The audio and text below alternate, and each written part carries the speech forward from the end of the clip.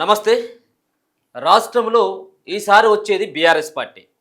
ఇది నేనంటున్నటువంటి మాట కాదు. ప్రతి సభ దగ్గర కేటీఆర్ చేస్తున్నటువంటి వ్యాఖ్యలు. సో ఇదే నేపథ్యంలో పూర్తి స్థాయిలో కాంగ్రెస్ పార్టీని టార్గెట్ చేసినట్టుగా ముఖ్యమంత్రి రేవంత్ రెడ్డిని కార్నర్ చేస్తూ ఆయనే చేస్తున్నటువంటి ప్రసంగం కావచ్చు.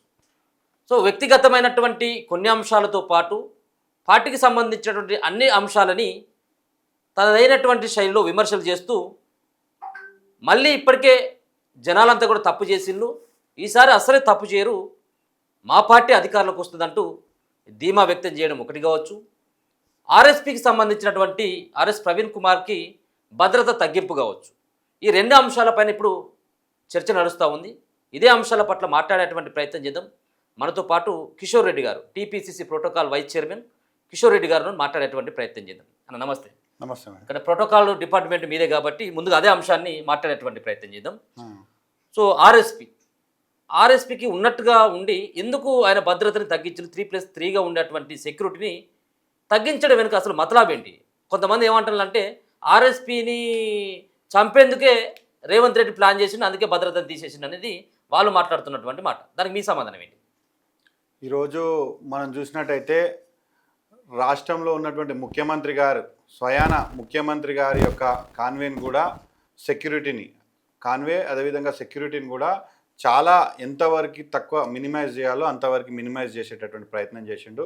సో రోజు రోజుకి పెరుగుతున్నటువంటి ఖర్చుని దృష్టిలో పెట్టుకొని అదేవిధంగా ఒక వ్యక్తికి ఎంత సెక్యూరిటీ ఇవ్వాలి, దానికి తోడు మన చూస్తున్నాము ఇరాను అదే యుద్ధం అనేది జరుగుతుంది కనుక ఇంధనం కోసం అని చెప్పి వెహికల్స్ని తగ్గియడము, సెక్యూరిటీని దానికి తోడు సెక్యూరిటీని కూడా తగ్గించేటటువంటి ప్రయత్నం స్వయాన ముఖ్యమంత్రి గారి యొక్క కాన్వేనే తగ్గించిందంటే అర్థమైంది.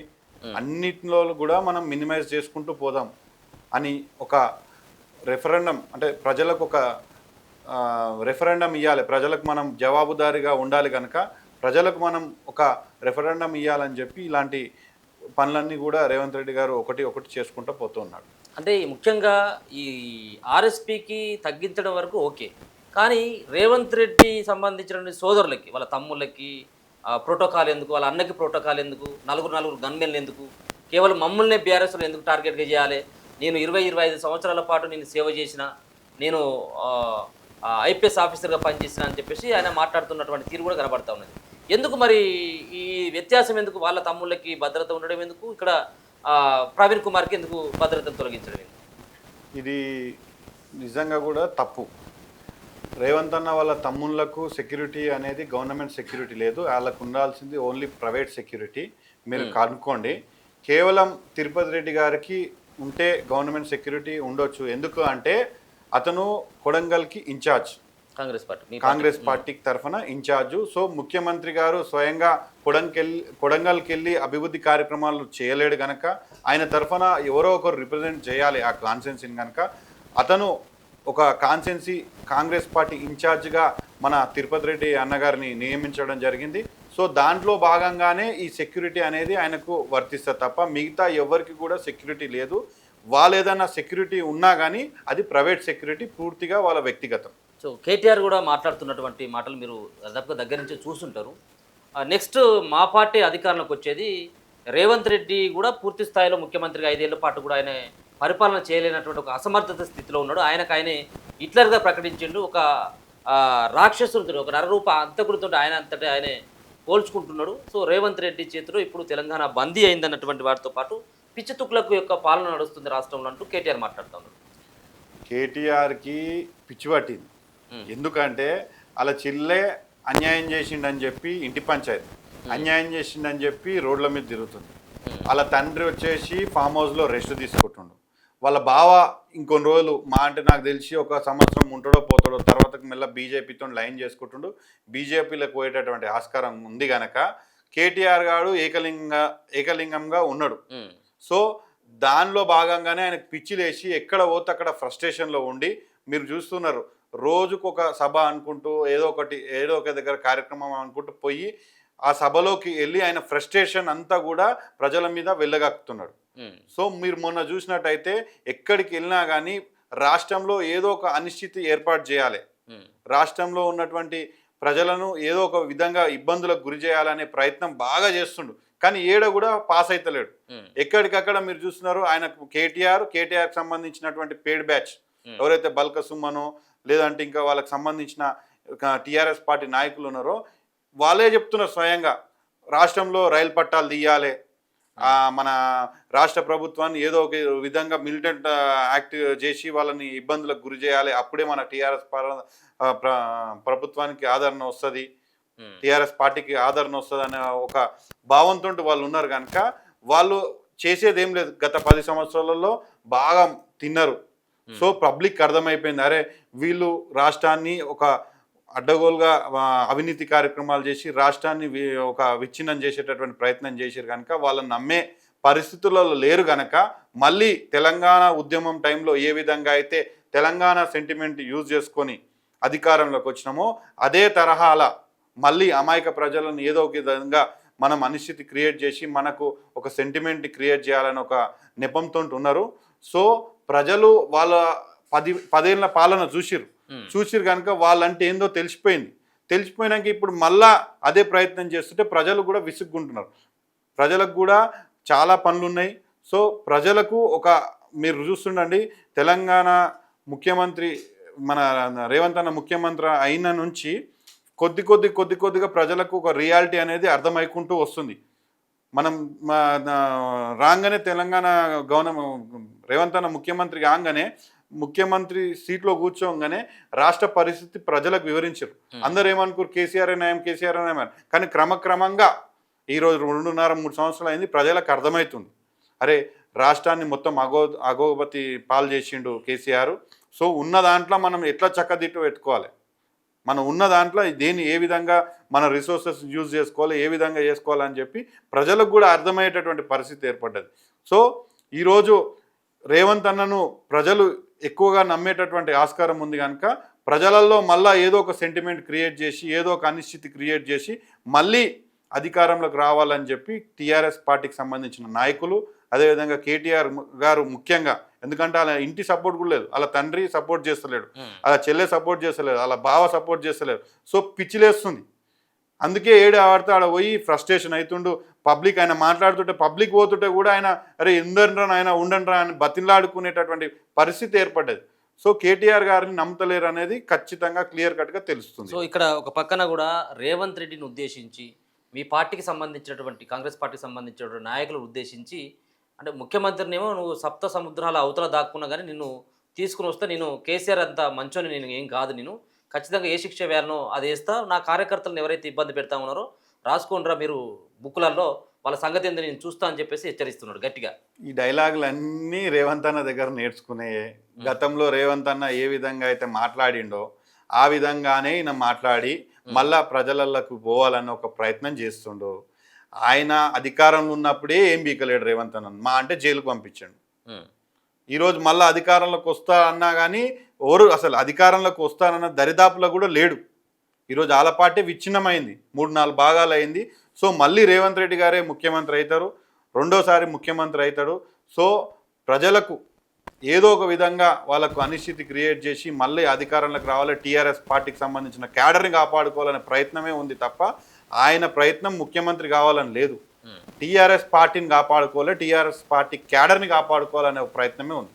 ఇప్పుడు మళ్ళీ అసలు ఇప్పటికే 5 సంవత్సరాల పాటు రేవంత్ రెడ్డి పాలన చేస్తుండో లేదో అధిష్టానం కూడా ఆయన నమ్మట్లేదు. జనాలంతా కూడా కేసీఆర్ని కోరుకుంటున్నారట. మళ్ళీ కేసీఆర్ని కోరుకునేది ఉంటే మొన్న ఆయన ఉండండ్రా అని పబ్లిక్లో ఎందుకు అడుగుతాడు? మీరు మళ్ళా వాళ్ళ ఇంటర్నల్గా వాళ్ళ మీటింగ్స్ మీరు చూసారు, ఇంటర్నల్గా జరిగినటువంటి బల్క సుమన్ మాటలు మీరు విన్నారు కదా. అరే మనం ఏం చేసినా కానీ మన పార్టీ వాళ్ళు ఉంటారు తప్ప రైతులు వస్తలేరు, సామాన్య పబ్లిక్ వస్తలేరు, ఇంకా మన ఉద్యోగస్తులు వస్తలేరు, వీళ్ళెవ్వరు కూడా మన దగ్గరకు వస్తలేరు. ఏమున్నా మన పార్టీలో ఎప్పుడైతే అధికారంలో ఉన్నప్పుడు 10-15 రూపాయలు సంపాదించుకున్నటువంటి నేతలే మనమే తిరుగుకుంటున్నాము. ఏడిపోయినా ఆడ 4 రైతులు కూడా వస్తలేరంట. ఇప్పుడు ఊర్లలోకి పోయి రైతుల దగ్గరకు పోయి రైతుల సమస్యల మీద పోరాటం చేస్తే రైతులు ఎక్కువ మంది ఉండాలి, పార్టీ వాళ్ళు తక్కువ మంది ఉండాలి. కానీ ఇక్కడ ఉల్టా ఉంది, వీళ్ళు టీఆర్ఎస్ పార్టీ వాళ్ళు 100 మంది పోతే వాళ్ళు 4 వస్తురంట. అరే రర్రా నాయన బతిలాడినా కానీ వస్తలేని పరిస్థితి ఏర్పడ్డది. సో వాళ్ళకి అర్థమవుతుంది ఇప్పుడు మొన్న మీరు ప్రకాష్ గారు ఇంటర్వ్యూ కూడా చూసారు మీరు. ఇదే విధంగా వీళ్ళు ఏమనంటే సోషల్ మీడియాని నమ్ముకోరు, మీడియాని నమ్ముకోరు. సోషల్ మీడియాని నమ్ముకొని మేము అధికారంలోకి వస్తా అనే ఒక హైప్లో ఉన్నారు. ఏముందన్న సోషల్ మీడియాలో మీరు చూస్తున్నారు కదా, 10 రూపాయలు పెడితే నీకు 10 లైకులు 1000 లైకులు వస్తాయి. లైకులు, కామెంట్స్, షేర్స్ అన్నీ కూడా మేనేజ్మెంట్ స్కిల్సే. అవన్నీ కూడా డబ్బుతో కూడుకున్నటువంటి పని. మా కాంగ్రెస్ పార్టీ నాయకుల దగ్గర, మా కాంగ్రెస్ పార్టీలో ఉన్నటువంటి అధిష్టానం దగ్గర డబ్బు లేదు. డబ్బు లేకనే మేము సోషల్ మీడియా మీద ఎక్కువ వేచించలేము. వాళ్ళలాగా 1500 కోట్లు 1600 కోట్లు పార్టీకి సంబంధించినటువంటి దాంట్లో ఉంటే ఇంట్రెస్ట్ పైసలు చాలు సోషల్ మీడియా మేనేజ్ చేసుకోనికే. సో అవి కూడా లేవు కనుకనే మేము కొంచెం మెల్లగా ఉన్నాం. సో వాళ్ళు ఎంతసేపు సోషల్ మీడియాని నమ్ముకురు, మా కాంగ్రెస్ పార్టీ నాయకులము మేమందరం కూడా గ్రౌండ్ నమ్ముకున్నాం, మేము ఫీల్డ్ను నమ్ముకొని పనిచేస్తున్నాం. సో ఒక పక్కన రేవంత్ పైన కూడా చాలా రకాలైనటువంటి అభియోగాలు ఇదే బీఆర్ఎస్ నుంచి. భవిష్యత్తులో బీజేపీ పార్టీతో కలిసి వెళ్ళిపోతాడు ఇక్కడ ఉన్నటువంటి రేవంత్ రెడ్డి. దానికోసం అని చెప్పేసి ఇటీవల బీజేపీ పార్టీతో కానీ ప్రధానితో కానీ ఆయన మాట్లాడుతున్నటువంటిదో, నవ్వుతున్నటువంటిదో, స్నేహంగా ఉన్నటువంటి కొన్ని ఫోటోలను చూపెడుతూ జనాలకు కొంత చెప్పేటువంటి ప్రయత్నం చేస్తూ ఉన్నారు. అటువంటిది ఊహించవచ్చా భవిష్యత్తులో ఏమన్నా రేవంత్ రెడ్డిది? రేవంత్ అన్న అనేటోడు ఆయన మెంటాలిటీ మేము ఒక 12 సంవత్సరాలు నాకు ఆయనతో ప్రయాణం నేను 12-13 సంవత్సరాల నుంచి చేస్తున్నా. రేవంత్ అన్న అనేటోడు ఏదైనా పని చేస్తే ఆయన దాంట్లో లీనమైపోతాడు. ఇప్పుడు కాంగ్రెస్ పార్టీ ఆయనకి ఇంత మంచి అవకాశం ఇచ్చింది, ఇంత పెద్ద అవకాశం. సో ఇది ఊహకందని అవకాశం. ఈ ఊహకందని పదవి ఇచ్చినందుకు మామూలుగా ఒక చిన్న పనులు చేస్తేనే వాళ్ళని సత్యదాకా గుర్తుపెట్టుకునేటటువంటి మెంటాలిటీ, అలాంటి కుటుంబ నేపథ్యంలో పెరిగినటువంటి వ్యక్తి. సో ఈరోజు అంత పెద్ద పదవి ఇచ్చినప్పుడు ఆ పదవికి వన్నె తేవాలి. ఇప్పుడు బీజేపీ పార్టీ సెంట్రల్లో ఉంది. సెంట్రల్లో బీజేపీ ఉన్నప్పుడు స్టేట్కి వాళ్ళు ఏదైనా కానీ బీజేపీ పార్టీ అనేది కొద్దిగా ఫండ్స్ మనకు తక్కువనే ఇస్తుంది. సెంట్రల్ తోటి మంచిగా ఉండి వాళ్ళతోటి ఏవైతే నిధులు రావాలో ఆ నిధులన్నీ కూడా తీసుకొచ్చే ప్రయత్నం చేస్తుండు. కానీ లాస్ట్కి పార్టీకి వచ్చేవారికి, పార్టీ అనేవారికి నా పార్టీ కాంగ్రెస్ పార్టీ అని అంటాడు. మా అధినాయకుడు రాహుల్ గాంధీ అని అంటాడు, మా అధినాయకురాలు సోనియా గాంధీ, ఖర్గే గారే అనే చెప్తాడు. సో అలాంటి మైండ్ సెట్ ఉన్న వ్యక్తి. ఇప్పుడు ఖాళీ చంద్రబాబు గారు నిన్ను ఒక ఎమ్మెల్సీ చేస్తేనే ఆ వ్యక్తిని ఇంతవరకు ఒక మాట అనలేడు. మీరేమన్నా చూసిరా? చంద్రబాబు అనే టోన్ని ఒక్క మాట కూడా అనడు. ఎందుకంటే ఆయన ఇచ్చినటువంటి ప్రోత్సాహం వల్ల నేను ఈ స్థాయికి వచ్చినా అని చెప్పి ఒక కృతజ్ఞత భావంతో ఏ మాట అనడు. సో అంటే చంద్రబాబు ఆఫ్టర్ ఆల్ ఒక ఎమ్మెల్యే పదవి ఆయన స్కిల్స్ని చూసి అది చేసింది. కానీ కాంగ్రెస్ పార్టీ ఒక ముఖ్యమంత్రిని చేసింది. సో ఆయన జీవితంలో అలాంటి పని చేయడు. సో బీజేపీ పార్టీ కూడా వాళ్ళు కూడా ఒక హోప్ పెట్టుకోవడం జరిగింది. సౌత్లో తిష్ట వేయాలి, సౌత్ రాష్ట్రాలని స్వాధీనం చేసుకోవడం, ముందుగా తెలంగాణలో పాగా వేయాలి. కాబట్టి తెలంగాణ పైన ప్రత్యేకమైనటువంటి దృష్టి సారించింది. దాంట్లో భాగంగానే ఇలా వాళ్ళకి సంబంధించినటువంటి అగ్రనేత అయినటువంటి నితిన్ నబీ అనుకుంటే ఇలా తెలంగాణకి ఆయన కూడా రాబోతా ఉన్నాడు. రేవంత్ రెడ్డి టార్గెట్గానే మాకున్నటువంటి ఆప్షన్ అంతా కూడా రేవంత్ రెడ్డి కాంగ్రెస్ పార్టీతో ఆ పోటీ ఉండబోతోంది. రేపు కాంగ్రెస్ పార్టీ కాదు అధికారంలోకి వచ్చేది మేమే అని చెప్పేసి వాళ్ళు కూడా ఖచ్చిపేస్తూ ఉన్నామని చెప్పేసి వాళ్ళు కూడా మాట్లాడుతూ ఉన్నారు ఏది ముఖ్యమంత్రి సీట్ పైన. ఏంటిది బీజేపీ పార్టీ హోప్స్ ఏ విధంగా ఉంటుందో తెలంగాణ రాష్ట్రంలో ఆ పార్టీ పరిస్థితి ఏంటి? బీజేపీ అనేది సంస్థాగతంగా లేదు. తెలంగాణ ప్రజల యొక్క మనోభావం ఏ విధంగా ఉంటుందంటే, తెలంగాణలో ఉండేటటువంటి ప్రజలకు ఒక సెక్యులర్ భావం ఉంటుంది. ఈడ కులంతోటో మతంతోటో రాజకీయాలు చేయాలంటే ఈడ్చి బయట కొడతారు. సో బీజేపీ అనేది నార్త్లో సక్సెస్ అవుతుంది. ఎందుకంటే ఆడ ఒక మతాన్ని నమ్ముకొని చాలామంది ప్రజలు ఉంటారు కనుక అక్కడ మతాన్ని ఎంత రెచ్చగొడితే అంత పైకి వస్తుంది. కానీ తెలంగాణలో మతం మీదనే రాజకీయం చేస్తా అంటే తీసి బండకు కొడతారు. సో తెలంగాణలో అది నడవదు. ఇంకోటి సంస్థాగతంగా కూడా గ్రామాలలో మీరు పోయి చూడండి, బీజేపీకి సంబంధించినటువంటి కార్యకర్తలు ఒక 5 మందో 10 మందో ఉంటారు. కానీ దానికి సంబంధించిన గ్రామ శాఖ అధ్యక్షులు ఉండరు. బీజేపీ అంటే ఇష్టం ఉంటుంది, కానీ సంస్థాగతంగా అది అంత బలంగా లేదు. ఆ పార్టీ ఏ రోజుకైనా బీఆర్ఎస్ తోటో లేకుంటే ఇంకో వేరే పార్టీలతో కలిసి రావాల్సిందే తప్ప బీజేపీ పార్టీ ఒంటిగా ఈ యొక్క రాష్ట్రంలో సీఎం అభ్యర్థి అంత సీను బీజేపీకి లేదు ఇప్పుడున్న పరిణామాలను బట్టి. రేపన్నాడు బీజేపీ బీఆర్ఎస్ రెండు ఒకటై కాంగ్రెస్ పైకి వచ్చేటటువంటి ఆస్కారం ఉంది తప్ప బీజేపీ సింగిల్ గా వచ్చేటటువంటి ఆస్కారం ఎట్టి పరిస్థితుల్లో అయితే కాంగ్రెస్ పార్టీకి ఇబ్బంది ఏం లేదు. ఎందుకంటే ఇన్ని రోజులు బీజేపీ బీఆర్ఎస్ అనేది బీఆర్ఎస్లో ఉన్నటువంటి మైనార్టీస్, అదేవిధంగా ఎస్సీ ఎస్టీలు, బీఆర్ఎస్ని నమ్ముకొని ఉన్నటువంటి చాలామంది వ్యక్తులు బీఆర్ఎస్ అనేది బీజేపీతో కలవదని ఒక నెపంలో ఉన్నారు. సో వన్స్ వీళ్ళిద్దరు ఒకటయ్యారు అనుకో, అక్కడ నుంచి మైనార్టీస్, ఎస్సీ ఎస్టీలు కొంత చాలా మట్టుకు ఇటు డైవర్ట్ అవుతారు. సో అంటే బీజేపీ పార్టీకి 8 పార్లమెంటు స్థానాలు వచ్చాయి. దాన్ని క్యాల్కులేషన్ చేసుకుని దాదాపు 54 నుంచి 56 నియోజకవర్గాల్లో మా పార్టీ పటిష్టంగానే ఉంది కదా, ఎందుకు అధికారంలోకి రావు, 119 దాదాపుగా 56, 58 మాకే వచ్చినప్పుడు రేపు అధికారం ఎట్లా సాధ్యం కాదు అని చెప్పేసి వాళ్ళు మాట్లాడతారు. అది మీరు తప్పు క్యాలిక్యులేషన్. సో 1+1=2 అనుకుంటారు. ఒక్కొక్కసారి 2 కాదు 3 కూడా అవుతుంది. ఎందుకంటే మొన్న జరిగినటువంటి ఎలక్షన్లల్లో బీజేపీ బీఆర్ఎస్ బయటికి కొట్లాడకున్నా లోపల ఇద్దరు ఒకటై ఉన్నారు కాబట్టి బీజేపీ అన్ని సీట్లు గెలిచింది. లేకుంటే కాంగ్రెస్ ఇంకో 4-5 సీట్లు గెలిచే ఆస్కారం ఉన్నది. మీరు చూసినట్టే, మీరు ఎలక్షన్ రిజల్ట్స్ చూడండి. ఇది ఒకవేళ కాంగ్రెస్ బీఆర్ఎస్కి 0, బీజేపీకి 3-4 సీట్లు వచ్చి కాంగ్రెస్కి స్వింగ్లో వస్తే రేవంత్ అన్న ప్రభుత్వము ఇంకా స్థిరంగా ఉంటుందని చెప్పి కేసీఆర్ గారు పన్నినటువంటి కుట్రలో భాగంగానే బీజేపీకి అన్ని సీట్లు వచ్చినాయి. లేకుంటే బీజేపీకి అన్ని సీట్లు రాకపోతుండే. సో కేసీఆర్ గారు దాన్ని ఒక కుట్ర పన్ని ఈ యొక్క బీఆర్ఎస్ సంబంధించినటువంటి క్యాడర్కి, బీఆర్ఎస్ లీడర్లందరికీ కూడా చెప్పిండు, మనం వచ్చేదిలేదు సచ్చేయలేదు, మన క్యాడర్ మొత్తం కూడా బీజేపీకి చేయమని చెప్పిండు. ఆ మాత్రం చేసిరు కాబట్టి అది వచ్చేసి అన్ని సీట్లు వచ్చినాయి. రేపు జరగబోయే ఎలక్షన్లల్లో ఇప్పుడు ప్రజలకు చైతన్యపరులైరు, ప్రజలకు అర్థమైంది బీజేపీ బీఆర్ఎస్ అనేది ఒకటే అని. సో బీజేపీ బీఆర్ఎస్ ఒక సైడ్ ఉంటుంది, కాంగ్రెస్ ఒక సైడ్ ఉంటుంది. ఖచ్చితంగా కాంగ్రెస్ పార్టీ మళ్ళీ రేవంత్ రెడ్డి గారే ముఖ్యమంత్రి అవుతాడు. సో చివరిగా ఒక మాట, అసలు కాంగ్రెస్ పార్టీకి జనాలు ఎందుకు ఓట్లేయాలి? ముఖ్యంగా మీరు పెట్టినటువంటి మేనిఫెస్టోలో పెట్టినటువంటి అంశాలు కావచ్చు, మీరు అమలు చేసినటువంటి పథకాలు కావచ్చు, ఎవి సరిగ్గా అమలు చేసిందని చెప్పేసి మిమ్మల్ని మళ్ళీ రెండోసారి జనాలు ఎందుకు ఎన్నుకోవాలి కాంగ్రెస్ పార్టీని? మీరు చూసినట్టయితే కాంగ్రెస్ పార్టీ మేనిఫెస్టోలో పెట్టినటువంటి హామీలన్నీ కూడా ఒకటి చేసుకుంటూ పోతున్నది. మనం ముందు అధికారంలోకి రాకముందు ఈ రాష్ట్ర ఖజానా బాగుంది అని చెప్పి అనుకోవడం జరిగింది. అనుకొని మనం అధికారంలోకి వచ్చిన తర్వాత చూస్తే ఇక్కడ మొత్తం అప్పుల కుప్పలాగా ఉంది. అప్పుడు చేసినటువంటి అప్పులకు ఇంట్రెస్ట్లు ప్రతి నెల కట్టాల్సి వస్తుంది. సో రేవంత్ అన్న ఒకటి కట్టుకుంటా ఈ ప్రయత్నం చేసిండు.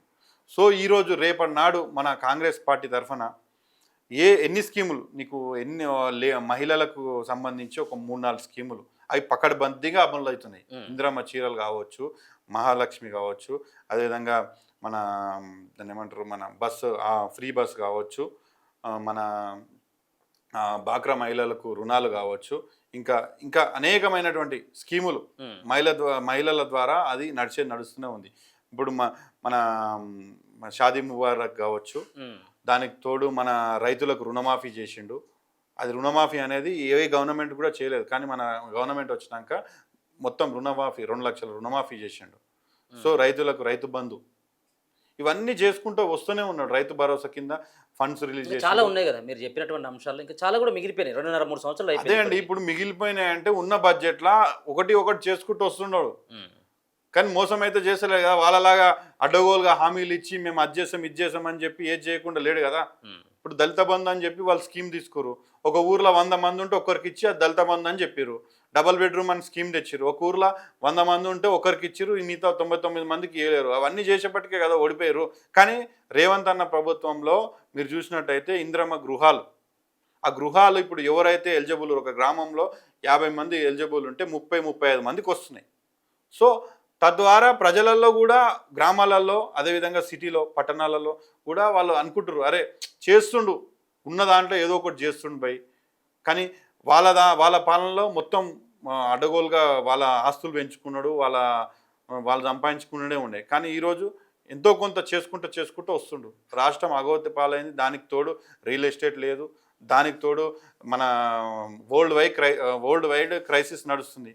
ఉన్న దాంట్లో ఎంతో కొంత నెట్టుకోవాల్సి వస్తుంది. మన ముఖ్యమంత్రి దగ్గర 18 గంటలు పనిచేస్తుండు రోజుకి. ఏ ముఖ్యమంత్రి పనిచేసిండు? 18 గంటలల్లా ప్రజలను కలుస్తుండు, తీరిక లేకుండా పనిచేస్తుండు, తీరిక లేకుండా ఈ స్కీములు అమలు చేస్తుండు, తీరిక లేకుండా మన జిల్లాలు తిరుగుతుండు, జిల్లాల పర్యటన చేస్తుండు. ఏ చిన్న కార్యక్రమం అయినా ముఖ్యమంత్రి గారు పోతున్నారు. ఎందుకు? గతంలో కేసీఆర్ గారు ఉండే ఫామ్ హౌస్లోనే ఉంటుండే పరిపాలన చేస్తుండే. కేసీఆర్ గారిని ముఖ్యమంత్రి ఉన్నప్పుడు కలవడం కాదు, ఇప్పుడు ప్రతిపక్షంలో ఉన్నా కానీ కలవలేకపోతున్నారు. ముఖ్యమంత్రి ఉన్నప్పుడు కలుసుడు దేవుడేరు, ఇప్పుడు ప్రతిపక్షంలో ఉన్నప్పుడు కూడా కలుస్తాడు. ప్రతిపక్ష పాత్ర ఆయన ఏం పోషిస్తుండు? కానీ అదే ముఖ్యమంత్రిని ఈరోజు నేను కలవాలనుకుంటే రేపు పొద్దున్న కల్లా కలుస్తా. ఒక సామాన్య మధ్యతరగతి అదేవిధంగా పేదలు కలవాలనుకుంటే ముఖ్యమంత్రిని కలిసేటటువంటి ఆస్కారం ఉంది. ముఖ్యమంత్రితో అయితే మనం సమస్య తెలియజేసేటటువంటి ఆస్కారం ఉన్నది. సో అలాంటి వ్యక్తిని మనం పోగొట్టుకోవద్దని చెప్పి నేను ప్రజలకు కూడా విన్నపి. Right, thank you so much. So మొత్తానికి ఇది కేటీఆర్ చేసినటువంటి వ్యాఖ్యలు మతస్థిమితం లేకుండా మాట్లాడుతూ ఫ్యూచర్ సిటీ గురించి ఓ ప్రెస్ స్టేషన్లో కూడా ఆయన మాట్లాడుతున్నటువంటి సిచ్యువేషన్ కనబడతా ఉన్నది. అధికారంలోకి వచ్చేది లేదు, సచ్చేది లేదు, కేవలం ఇది వాళ్ళ క్యాడర్ను కాపాడుకోవడం కోసం మాత్రమే ఆయన మాటలు మాట్లాడుతున్నట్టుగా స్పష్టంగా అర్థమవుతూ ఉంటే ఇక బీజేపీ పార్టీ పరిస్థితి అయితే చాలా దారుణంగా ఉండేటువంటి అవకాశం ఉంటుంది. సో బీజేపీ పార్టీ ఈ ఉన్నటువంటి నార్త్ సంబంధించినటువంటి స్టేట్లో ఏదైనా గెలవచ్చు, మతం పేరుతుంటో లేకపోతే కులం పేరుతుంటో గెలవచ్చేమో, కానీ సౌత్కు సంబంధించినటువంటి విషయానికి వచ్చినట్టయితే ఖచ్చితంగా ఇక్కడ బీజేపీ పార్టీ రానున్నటువంటి భవిష్యత్తులో అసలు అధికారాన్ని చేపట్టడం అది కలగానే మిగిలిపోతుంది. మరోసారి ముఖ్యమంత్రిగా రేవంత్ రెడ్డి తెలంగాణలో కాబోతా ఉన్నాడు అన్నటువంటి అంశాన్ని కిషోర్ రెడ్డి గారు అయితే తెలియజేస్తున్నారు. చూస్తూనే ఉండండి మన తెలుగు వెలుగు.